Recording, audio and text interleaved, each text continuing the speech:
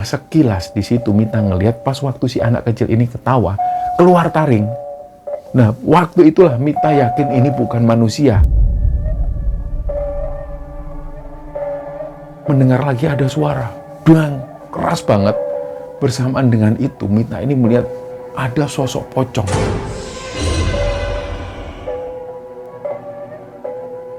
Dan di situ tiba-tiba muncul satu persatu makhluk yang menyeramkan. Nah, di situ Pita ini ditarik oleh makhluk-makhluk yang menyeramkan ini, terus langsung dilempar ke sebuah sumur.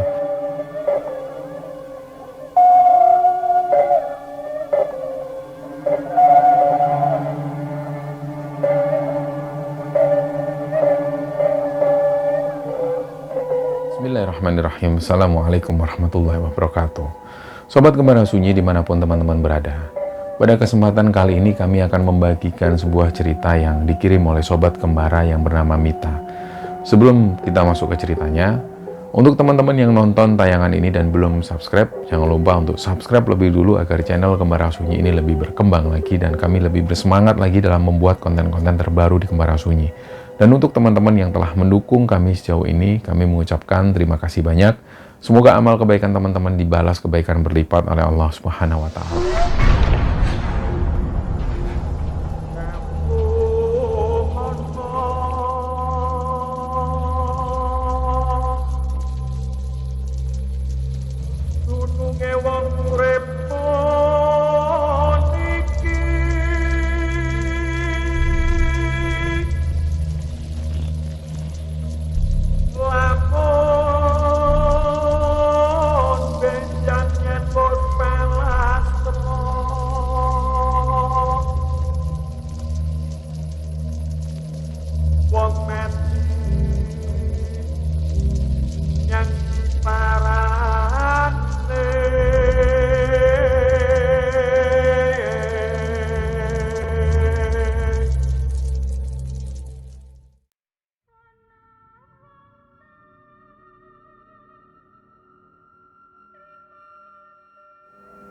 Cerita yang akan kami ceritakan di episode kali ini ceritanya tentang arisan pesugihan.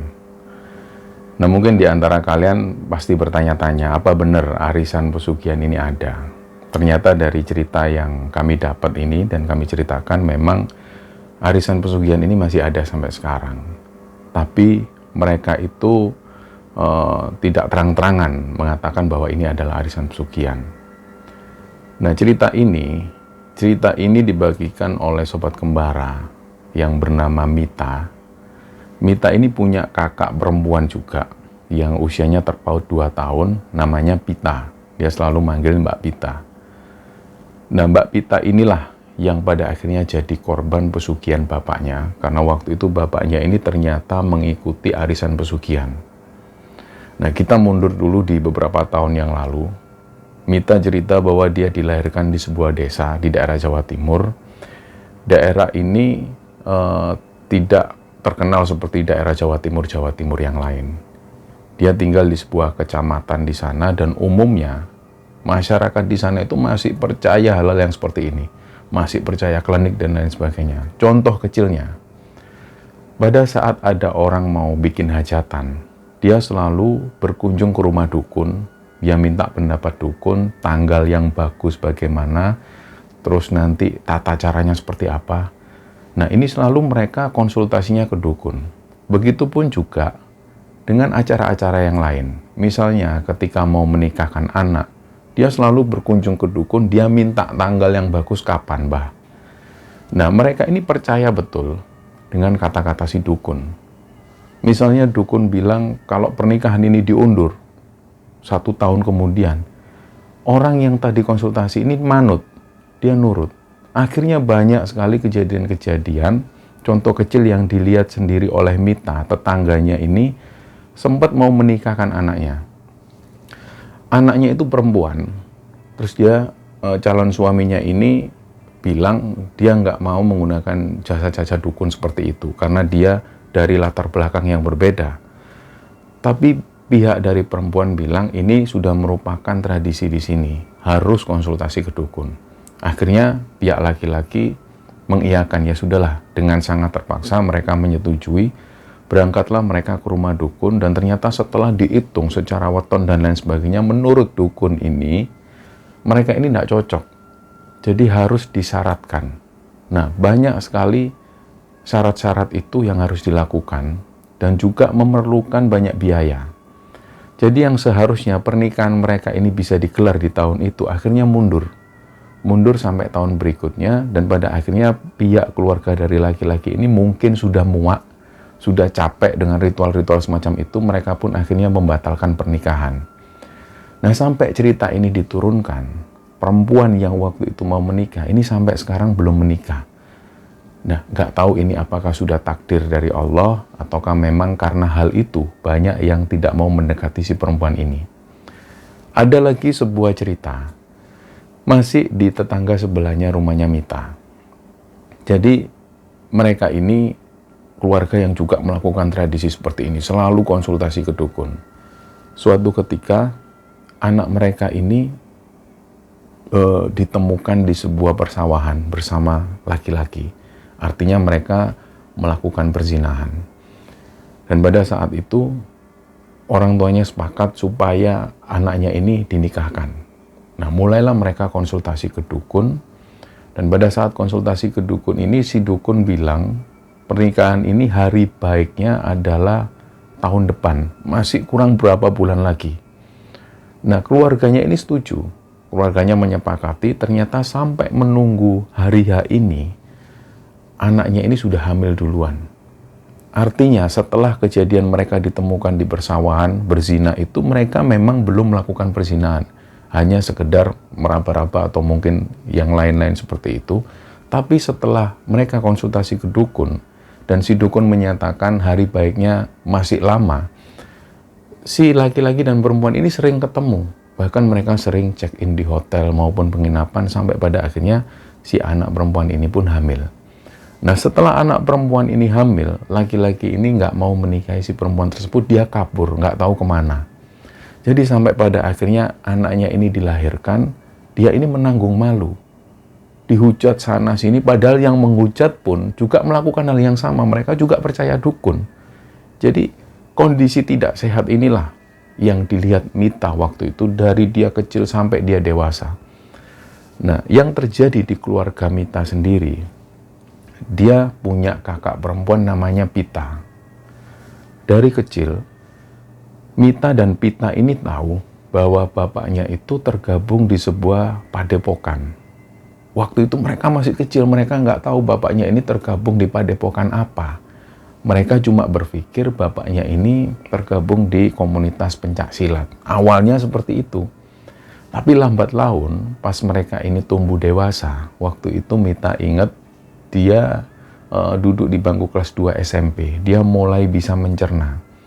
Sering banget teman-teman bapaknya ini datang ke rumah untuk sekedar nongkrong dan membahas hal-hal yang semacam itu. Sampai pada akhirnya Pita dan Mita ini diajak bapaknya menuju ke satu tempat. Nah, tempat ini lokasinya nggak tahu di mana. Mita sendiri waktu itu juga nggak kenal jalan, nggak tahu ini kemana nggak tahu.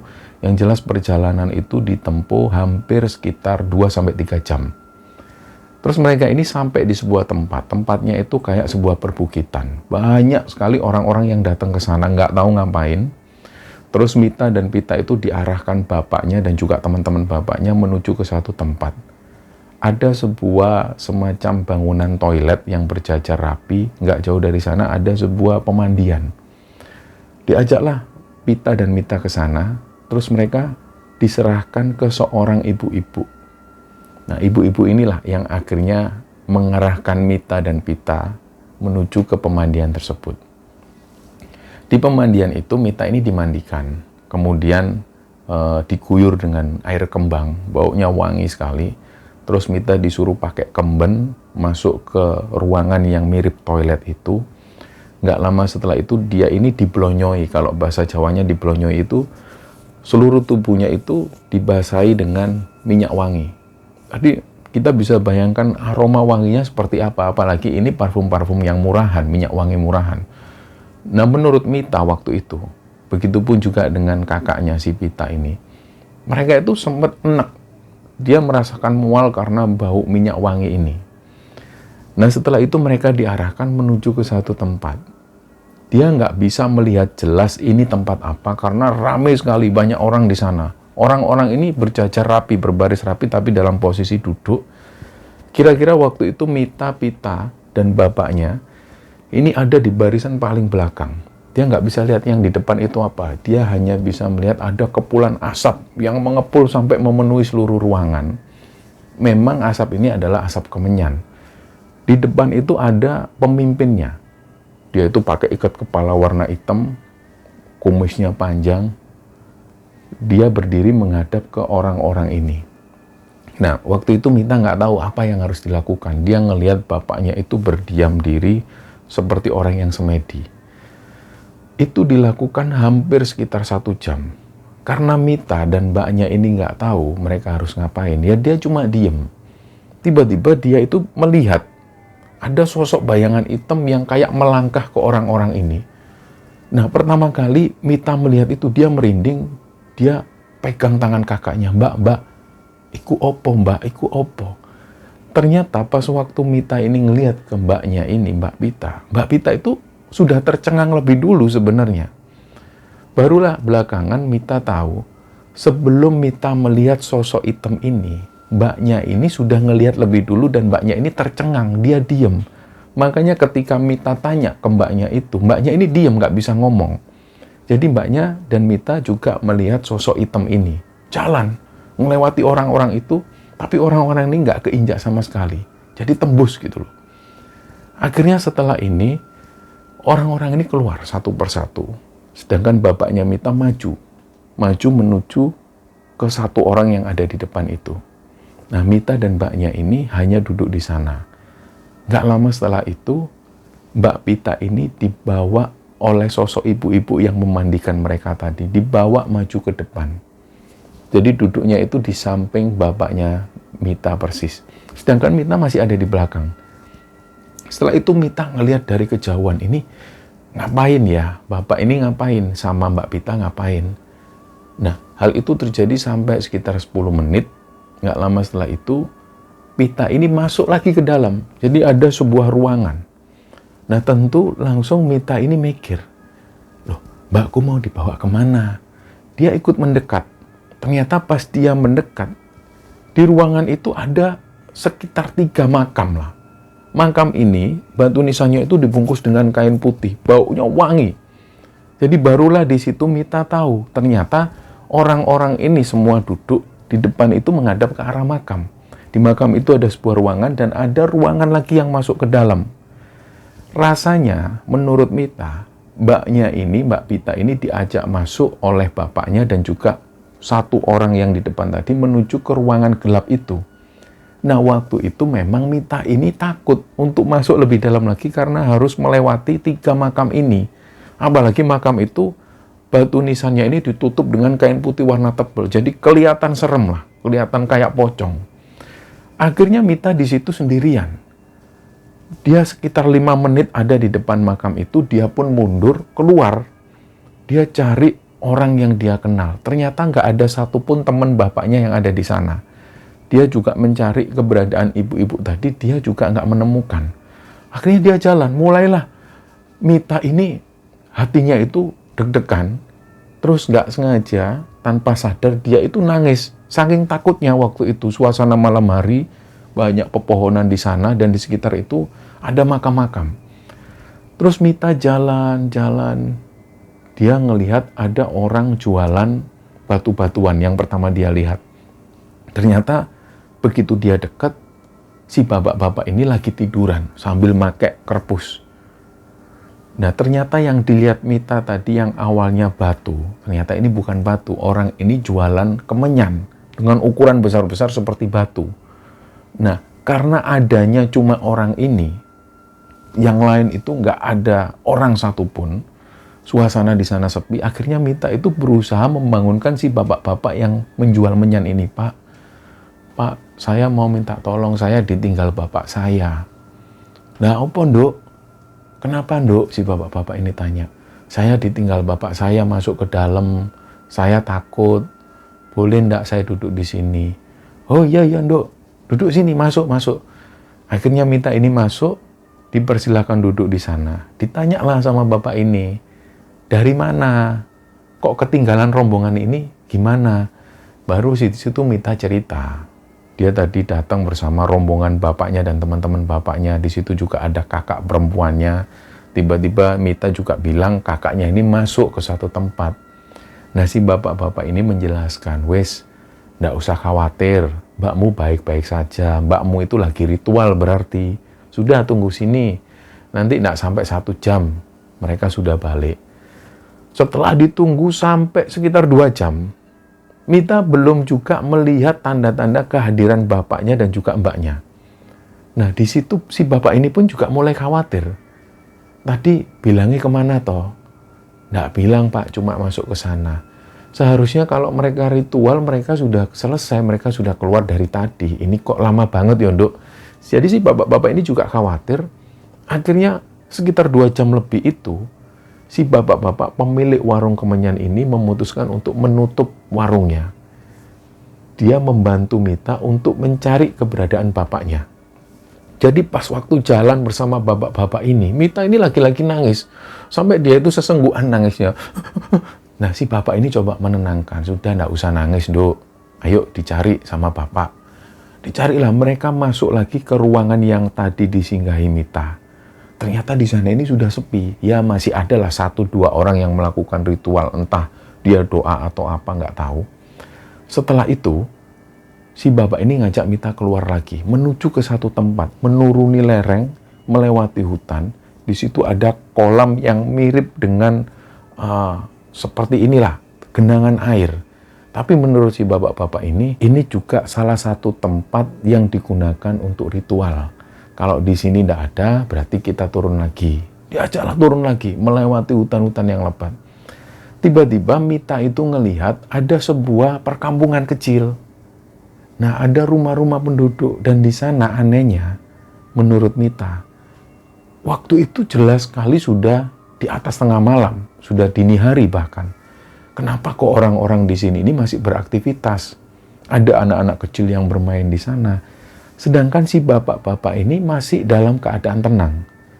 Mereka melewati perkampungan itu, terus kemudian masuk lagi ke dalam hutan.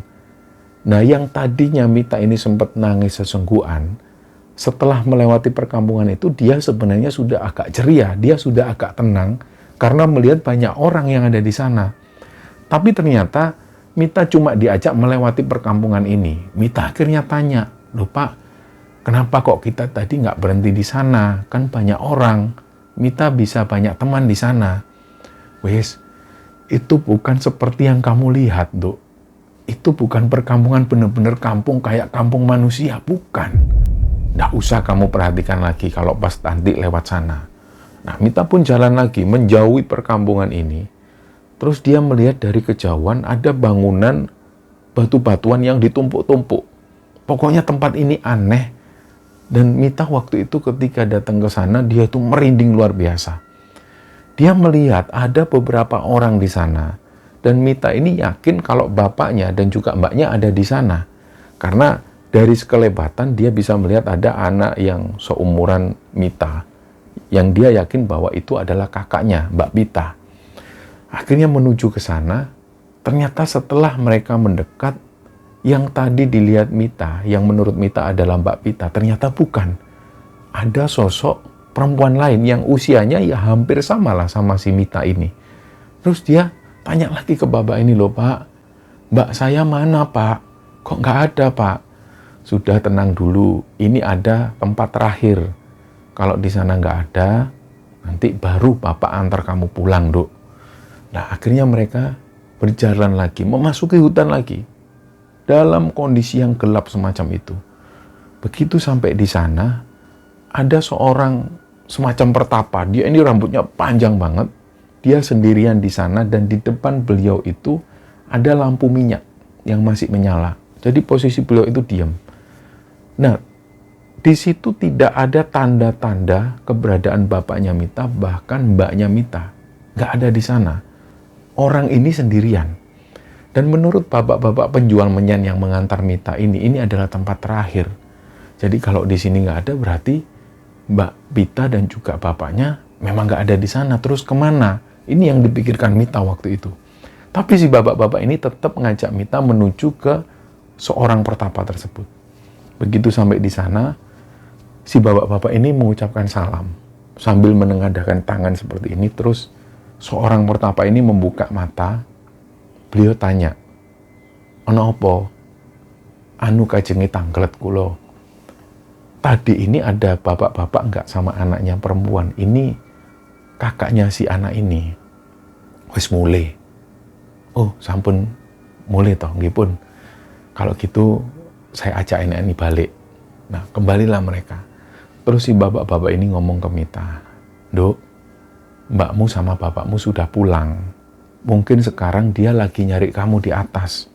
Mudah-mudahan bapak sama mbakmu masih ada di atas. Mungkin dia tadi baliknya nggak lewat sini karena menghindari kampung yang tadi." Nah, Mita di situ masih belum ngeh maksudnya seperti apa. Baliklah mereka melewati tempat yang tadi mereka lewati, sampai pada akhirnya Mita ini melewati perkampungan yang tadi dia lewati. Perkampungan yang menurut bapak-bapak penjual menyan ini adalah perkampungan gaib. Tapi yang dilihat Mita bukan seperti itu. Perkampungan ini seperti kampung pada umumnya, banyak orang beraktivitas dan sosoknya itu sosok manusia. Tapi memang keanehannya adalah di jam-jam dini hari seperti itu, kenapa banyak orang yang beraktivitas seperti siang hari, padahal kondisinya gelap gulita. Nah, pada saat melewati perkampungan ini, Mita melihat ada sosok anak laki-laki kecil. Dia itu berjalan terus di samping Mita persis.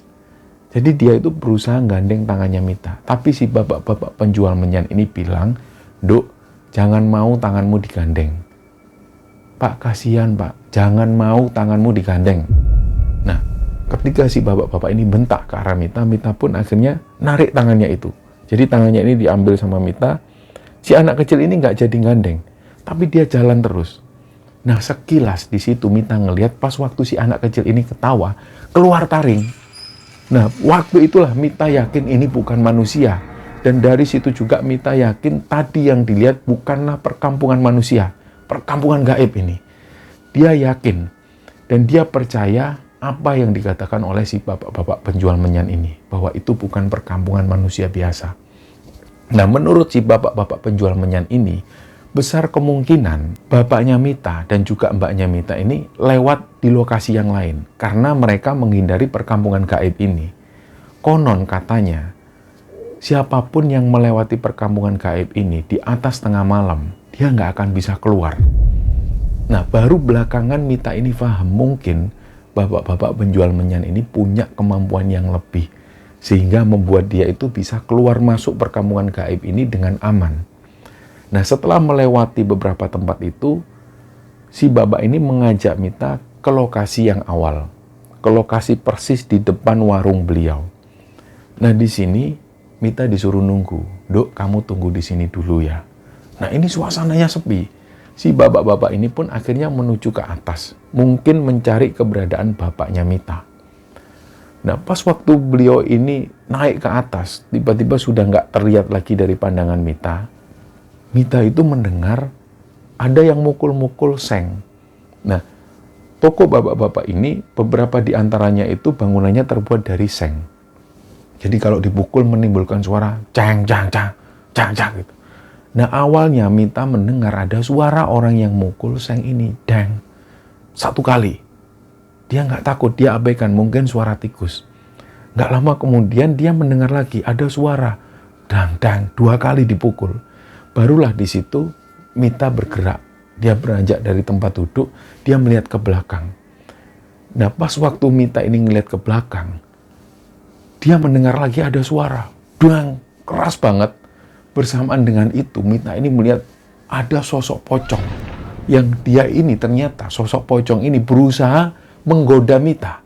Jadi pocong ini gak kelihatan wajahnya. Si pocong ini gerakkan kepala dan kepalanya itu membentur ke arah seng ini sehingga menimbulkan suara cang cang. Disinilah akhirnya Mita itu lari dia nggak tahu kemana ke atas, dia mencari keberadaan bapak-bapak yang tadi dan nggak ketemu. Akhirnya di situ Mita nangis lagi, sampai kemudian dia ini pingsan, dia sudah nggak ingat apa-apa lagi. Nah barulah dia membuka mata, dia melihat di situ sudah ada bapaknya, sudah ada Mbak Pita, dan ada bapak-bapak penjual kemenyan tadi. Waktu itu sudah sekitar jam 10 siang. Terus Mita ini nangis lagi ketika melihat bapak dan juga mbaknya itu. Nah, menurut keterangan bapaknya, memang sebelum itu mereka ini sudah mencari keberadaan Mita. Ternyata mereka nggak menemukan. Dia cari kemana-mana sampai hampir 1 jam lebih. Tapi karena si dukun ini tadi bilang ritual harus segera dilakukan, akhirnya Mita ini terabaikan. Nah, setelah ritual ini selesai dilaksanakan, mereka mencari keberadaan Mita lagi sebenarnya. Tapi mereka juga belum menemukan Mita. Akhirnya bapak, kakaknya Mita dan juga teman-teman bapaknya Mita ini turun ke bawah. Mereka nunggu di bawah. Siapa tahu mereka nanti ketemu sama Mita. Sambil mereka tanya, ada nggak yang melihat anak seumuran Mita ini? Ternyata nggak ada yang melihat. Dan kira-kira waktu itu sekitar jam 4 subuh, Mita ini digendong oleh si bapak-bapak penjual kemenyan tadi dan diserahkan ke bapaknya Mita. Di situ kata bapaknya Mita, si penjual menyan ini bilang, "Iki lo anakmu urusan. Kowe kok gak ngurus anakmu? Ra mungkin isok berhasil ritualmu nek gak urusi arek iki." Nah, di situ akhirnya bapaknya Mita ini minta maaf. "Iya Pak, mohon maaf ya Pak." Setelah itu bapaknya ini balik. Nah, menurut bapaknya Mita dan juga teman-teman bapaknya Mita, di atas itu nggak ada penjual kemenyan.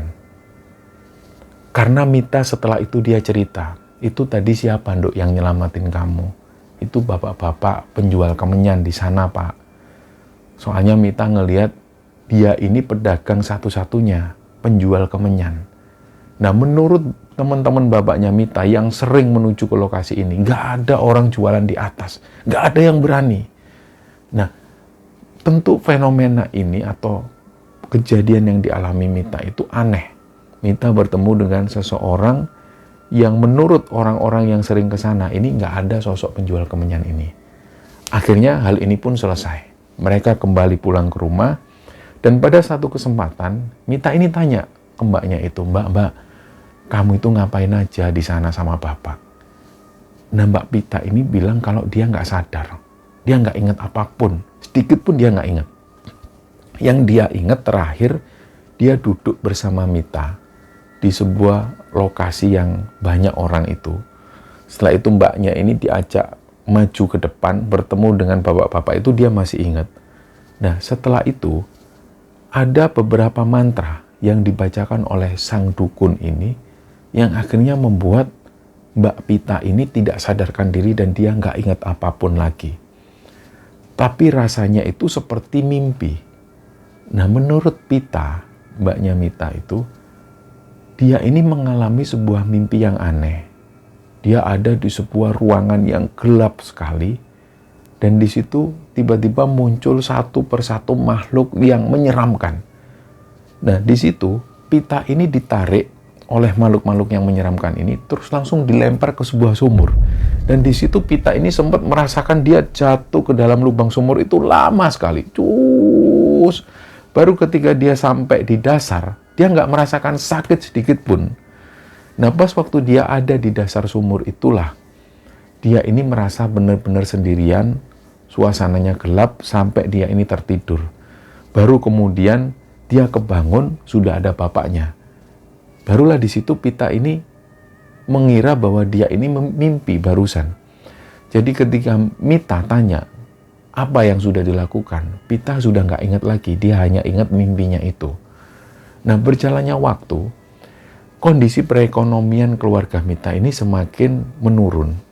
Bapaknya sudah nggak punya penghasilan, dan bapaknya ini baru dipahami oleh Mita sering melakukan hal-hal yang aneh. Misalnya di malam-malam tertentu, mereka ini rela menghabiskan uang berjuta-juta untuk membeli ayam hitam cemani yang benar-benar hitam. Untuk kemudian mereka bawa ke sebuah tempat ritual, disembelih, dan akhirnya mereka melakukan semacam makan-makan bersama. Nah, hal-hal semacam inilah yang akhirnya membuat uang tabungan dari keluarga mereka ini lama-lama habis dan akhirnya menjadi utang.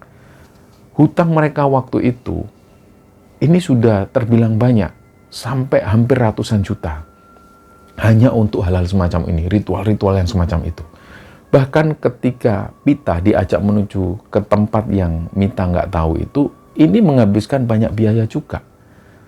Nah, mulai dari situlah kemudian Mbak Pita ini tidak melanjutkan sekolah karena sudah tidak ada biaya lagi. Begitupun juga dengan Mita. Nah, Mita ingat, waktu mbaknya itu usianya sekitar 18 tahun, mbaknya ini dipaksa menikah oleh bapaknya. Masalahnya di sini, calon suami Mbak Pita itu adalah laki-laki yang usianya jauh lebih tua, terpaut sekitar hampir 15 tahun lah. Jadi sudah terbilang tua. Di sini Mita itu tidak terima. Kenapa kok bapak memaksa Mbak Pita menikah dengan laki-laki ini? Usianya jauh lebih tua, sudah jelek, hitam, kerjaannya nggak jelas. Karena Mita ini tahu, si laki-laki ini kumpulan bapaknya juga. Jadi yang dilakukan laki-laki ini lebih banyak sering judi, mabuk-mabukan, dan melakukan ritual-ritual nggak jelas semacam ini. Nah, perlu diketahui bersama bahwa dalam cerita ini, Mita bilang dia ini waktu itu agamanya Islam. Tapi dia sama sekali nggak pernah diajari bapaknya ngaji, sholat. Bahkan ketika teman-temannya ngaji di langgar maupun di masjid, Mita dan mbaknya itu nggak pernah dingajikan dengan alasan bayarnya mahal. Jadi sampai waktu itu, sampai mbaknya ini kemudian dinikahkan, Mita dan Mbak Pita itu sama sekali nggak tahu ngaji itu seperti apa, sholat seperti apa, wudhu seperti apa, dia nggak tahu. Karena didikan dari bapaknya memang seperti itu. Nah, singkatnya, setelah Mbak Pita ini menikah, sekitar 2 bulanan, Mbak Pita ini belum hamil. Nah, dia ini sempat mendengar selentingan kabar dari beberapa bule dan juga budenya. Intinya waktu itu Mita mendengar bahwa pernikahan Mbak Pita ini terpaksa harus segera dilaksanakan karena ini adalah perintah dari dukun bapaknya Mita. Dukun bapaknya Mita ini pernah bilang, kowe nek pengen rezekimu ini berubah, utang-utangmu lunas, rapikno anakmu karo iki. Disuruh menikahkan supaya rezekinya ini berubah dan utang-utangnya bisa terbayar. Kalau orang normal, cerdas, gak mungkin punya pikiran semacam ini. Tapi karena mereka ini, bapaknya Mita dan teman-temannya itu sudah lama sekali terjun di dunia-dunia yang klinik semacam ini, akalnya sudah hilang. Jadi dia pun melakukan hal ini. Dia nikahkan anaknya dengan laki-laki yang gak jelas sama sekali. Di situ ketika Mita mendengar kabar dari bule dan juga budenya, dia juga ikut-ikutan jengkel. Dia kasihan betul sama mbaknya. Mbaknya ini diam, lebih diam dari Mita. Kenapa kok dia harus bisa menerima kenyataan seperti ini, menikah dengan laki-laki yang nggak jelas, jelek, hitam, pengangguran, sering judi, sering mabuk, nggak jelas sama sekali. Nah, dari situ, Mita ini sempat ketemu dengan mbaknya. Setelah 5 bulan pernikahan, Mbak, kamu gimana? Kamu kan nggak bahagia, Mbak. Kamu cerita ke aku. Terus si Mbak Pita ini, karena orangnya itu nedo nerimo, dia melakukan apapun yang diinginkan orang tua. Jadi Mbak Pita ini cuma bilang, nggak apa-apa dek, yang penting bapak seneng. Tapi kan bapak ini nggak bener, Mbak. Kamu nggak boleh ngomong seperti itu, bapak ini nggak bener, kita minggat aja, Mbak. Jangan dek, aku kasihan sama bapak, terutama ibu. Kalau ibu nanti kepikiran sakitnya kumat, sudahlah nggak apa-apa, Mbak tetap sabar melewati ini. Nah, waktu itu Mita juga nggak bisa ngomong apapun. Dia ini sebenarnya bisa untuk pergi dari rumah itu. Karena Mita ini karakter orangnya dia agak berani, nggak seperti mbaknya. Mita sudah berpikir dia bisa pergi ke suatu kota, dia kerja apapun di sana. Entah jadi buruh cuci piring atau kerja di restoran, dia nggak peduli. Tapi dia tetap memikirkan nasib mbaknya itu. Sampai kemudian di satu kesempatan, Mita berkunjung ke mbaknya lagi. Dia tanya, Mbak, ayo Mbak minggat, Mbak. Bapak ini sudah nggak bener. Kata bule sama bude, Mbak ini mau ditumbalkan. Enggak lah dek, enggak mungkin bapak kayak gitu. Wis toh mbak, bapak itu enggak logis pikirannya. Ayo mbak minggat mbak sama aku mbak, kita memulai hidup yang baru. Tapi Mbak Pita ini tetap nggak mau. Yang diungkapkan oleh Mbak Pita ini masih sama. Yang penting Bapak senang, dan jangan sampai membuat orang tua kita kepikiran. Ini yang selalu diungkapkan oleh Mbak Pita. Suatu ketika, Mita langsung menuju ke sana. Dan dia kaget, benar-benar kaget. Wajah mbaknya itu sudah nggak seperti wajah mbaknya lagi. Jadi banyak sekali lebam. Dan banyak sekali luka yang dilihat oleh Mita di tubuh mbaknya itu. Nah akhirnya karena Mita waktu itu dia ini nggak paham tentang hukum, nggak paham tentang apapun, dia bingung mau tanya ke siapa. Dia sempat ngomong ke Pak D-nya, Pak D, tolong Mbak Pita Pak D, harus dilaporkan ke polisi Pak D. Ya ini ngalami kekerasan dalam rumah tangga. Nah Pak D-nya waktu itu juga orang biasa. Pak D-nya bilang, Dok, kalau kita mau ngurus-ngurus kasus seperti ini, Pak D ini takut kalau ini nanti membutuhkan biaya yang banyak. Masa gitu Pak D, masa bayar Pak D? Sudahlah, Pak D nggak bisa bantu apa-apa. Yang jelas nanti Pak D ke mbakmu, Pak D biar bilang supaya rumah tangga ini diakhiri aja. Nah, entah mungkin Pak D-nya sudah menuju ke rumah Mbak Pita, entah seperti apa. 3 hari kemudian setelah kejadian itu, Mbak Pita ini bilang ke bapaknya, dia pengen bercerai. Ternyata dari situ semuanya terbongkar. Selama Mbak Pita ini menikah dengan laki-laki ini, Mbak Pita ini cerita, bapak itu dek sering melakukan ritual di rumahku bersama suaminya Pita itu. Nah disinilah baru Mbak Pita ini cerita, bapak ini punya arisan pesugihan dek. Memang semua teman-temannya melakukan itu. Ini arisan ini seperti digilir. Kalau waktu itu giliran bapak, jadi bapak ini yang akhirnya dibantu teman-temannya untuk melakukan pesugihan. Karena ritual ini kan butuh biaya. Nah biayanya dibantu oleh teman-temannya. Nanti setelah bapak dibantu, kalau pesugihan yang dilakoni bapak ini nggak berhasil, ya itu berarti sudah kadaluarsa. Bapak nggak bisa dibantu lagi, tapi masih kewajiban bapak membantu teman-teman yang lain yang belum dapat giliran. Nah ini disaksikan betul oleh Pita. Dan pada satu ketika, Pita ini setuju dengan adiknya, dia minggat. Dia pergi dari rumah. Dia sudah nggak memperdulikan lagi bapak dan ibunya. Tempat yang mereka tuju adalah Jogja. Di sana Mbak Mita dan Pita ini tinggal di sebuah kos-kosan kecil. Dia kerja di sebuah restoran, sedangkan Mbak Pita itu kerja di sebuah stasiun. Entah sebagai tukang sapu, entah sebagai apa, waktu itu Mbak Pita nggak pernah jujur. Nah, mereka bekerja sampai hampir 1 tahun lebih. Sehingga akhirnya ekonomi mereka ini mulai membaik. Mereka mulai cari kos yang lebih baik lagi. Dan waktu itu mereka senang banget ketika mereka bisa membeli sepeda motor. Mita ini ingat betul ketika pertama kali surat atau STNK ini keluar, mereka mengendarai motor bersama. Jadi Mita ini bonceng kakaknya di belakang. Mereka keliling-keliling kota Jogja sambil senang banget. Ternyata hari itulah hari terakhir di mana mereka senang-senang. Beberapa hari setelah itu, Pita ini berangkat kerja menuju ke stasiun.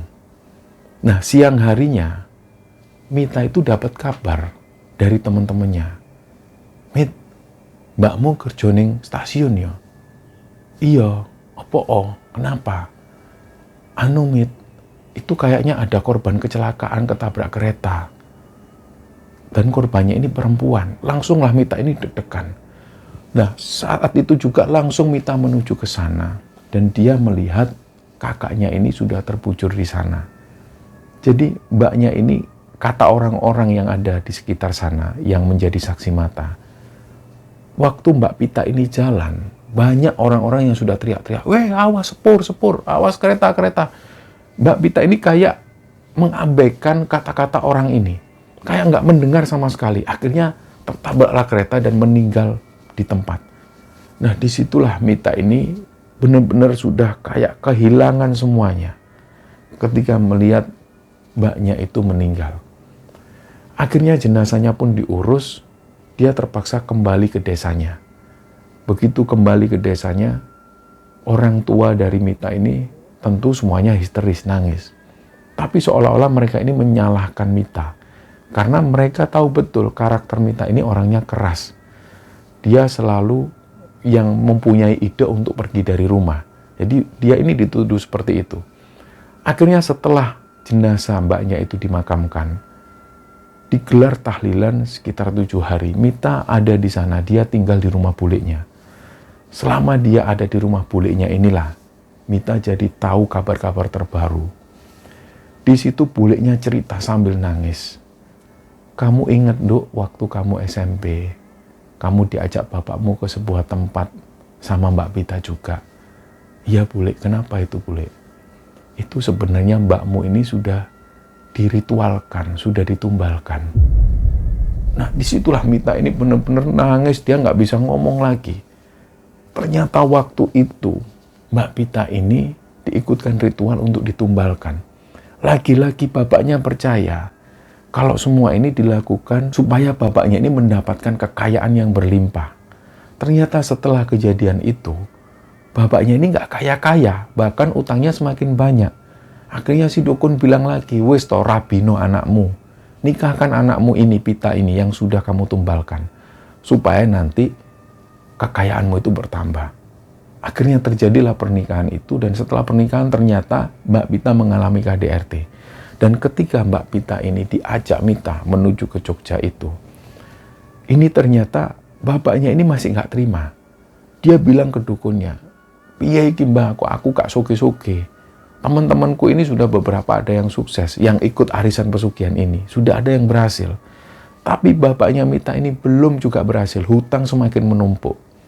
Terus si dukun ini bilang, wes toh, bareng ini, kowe nek yakin, kamu kalau yakin anakmu setelah ini akan jadi tumbal.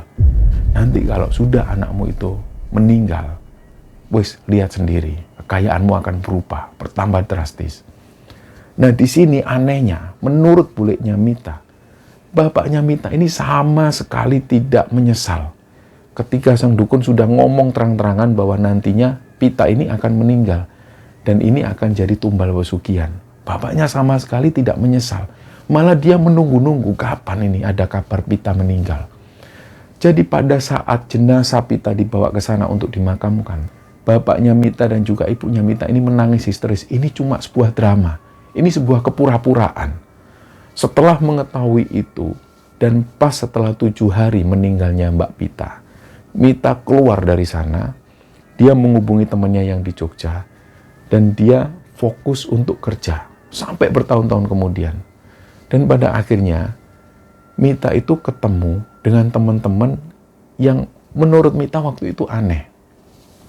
Teman-temannya ini seorang muslim semua, yang secara agama, secara ibadah mereka ini taat. Nah Mita ini secara berangsur dia ikut teman-temannya itu. Waktu itu dia kerja di restoran. Teman-temannya ini setiap kali jam sholat, dia selalu menuju ke masjid. Padahal teman-teman yang lain itu makan di tempat makan. Nah Mita penasaran, dia ikutlah suatu ketika dia ikut waktu jam istirahat menuju ke sebuah masjid. Dia bilang ke teman-temannya itu, ajari aku sholat po, aku nggak bisa sholat. Teman-temannya ini akhirnya ngajari. Mulai wudhu sampai bacaan sholat. Mulai saat itu Mita ini tertarik, dia ingin mempelajari Islam lagi. Entah kenapa, ketika pertama kali Mita melaksanakan sholat dan dia melakukan gerakan sujud, dia seperti melupakan dunia. Kayak bener-bener hati ini serasa plong. Terus dia ngomong ke temennya, tadi aku sholat pas sujud kok hatiku plong ya, kenapa? Ya mungkin kamu lagi ada masalah. Dan sholat ini adalah cara terbaik untuk kamu curhat dengan Allah, dengan Tuhan kita. Nah mulai dari situ, Mita langsung berniat untuk terus mempelajari sholat. Dia belajar ngaji. Dia kerasan kerja di restoran tersebut, meskipun gaji nggak seberapa. Karena dia mempunyai circle yang bagus, pertemanan yang bagus, saling mendukung. Ketika Mita sakit, dia dijenguk oleh temannya, dirawat. Bahkan teman-temannya rela untuk tinggal di kosnya Mita sampai Mita sembuh. Akhirnya pertemanan ini menjadi sangat erat. Mereka sudah nggak kerja di sana lagi, sampai pada akhirnya ketika cerita ini diturunkan, mereka masih menjalin hubungan dengan teman-temannya itu. Jadi Mita saat ini tinggal di sebuah daerah di Jogja. Dia sudah berkeluarga dan sudah mempunyai 2 orang anak. Dan sampai hari ini, hubungan Mita dan orang tuanya masih terjalin dengan baik, meskipun sangat jarang sekali Mita pulang ke rumah. Suami Mita ini sering mengingatkan Mita. Beliau sering bilang, apapun yang terjadi dengan orang tuamu, apapun yang sudah dilakukan oleh mereka, mereka tetap orang tuamu. Jadi Mita bersyukur dia punya suami yang paham agama, yang selalu mendidik Mita dengan baik, yang selalu mengingatkan bahwa bagaimanapun juga orang tua Mita ini tetaplah orang tua. Nah, suatu ketika Mita ini sempat bilang ke bapaknya, "Bapak, setelah melakukan apa yang Bapak lakukan, setelah Bapak menghabiskan uang sampai hutang numpuk-numpuk, apakah Bapak kaya? Mana kekayaannya? Bahkan sepeda motor pun Bapak nggak punya, Ibu nggak punya. Sampai berdua masih hidup dalam kemiskinan." Terus di sini bapak dan ibunya Mita ini nangis. Kondisi mereka ini sudah tua. Jadi sampai hari ini, yang terus mendukung perekonomian orang tua Mita adalah Mita dan suami. Jadi sampai hari ini, meskipun Mita sudah ngomong tentang seperti itu, bahwa yang dilakukan ini nggak ada hasilnya, nggak ada manfaatnya, tapi orang tua Mita masih tetap seperti itu, meskipun hal ini tidak sering dilakukan. Nah, dalam hal ini Mita sering diingatkan oleh suami, sudahlah biarkan orang tuamu. Kewajiban kita cuma bisa mendoakan. Apapun itu hidayah turunnya dari Allah, datangnya dari Allah. Kewajiban kita adalah mendoakan supaya mereka kembali ke jalan yang benar. Nah, cerita inilah teman-teman yang dibagikan oleh Mita kepada Kembar Sunyi. Dalam hal ini kami juga turut mendoakan kepada almarhumah Mbak Pita, semoga amal ibadah beliau diterima Allah Subhanahu wa Ta'ala, dan semoga teman-teman kisah ini bisa kita ambil hikmah dan bisa kita ambil pelajaran di dalamnya. Mohon maaf kalau ada salah-salah kata. Wassalamualaikum warahmatullahi wabarakatuh.